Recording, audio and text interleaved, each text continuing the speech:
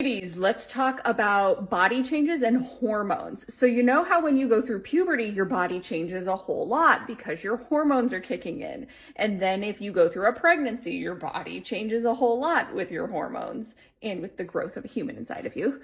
And then comes menopause. And that has its own set of confusing and sometimes upsetting body changes.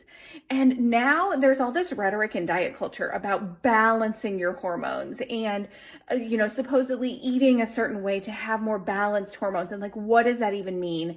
Another really common thing that I hear from people is how upsetting and distressing it can be when their body changes as they get older, and especially if we start to accumulate more body fat in our belly area. The thing is, all of these changes are happening for biological reasons, and when we can embrace that, it makes them less uncomfortable. Now, it can still be very uncomfortable and upsetting and challenging, but if we can understand what's going on, it allows us to have a bit more compassion for ourselves. And then we've got to cut through the chatter of like, what helps, what doesn't help, what's useful advice from a wellness perspective, what's nonsense. And that is exactly what I covered on my podcast this week.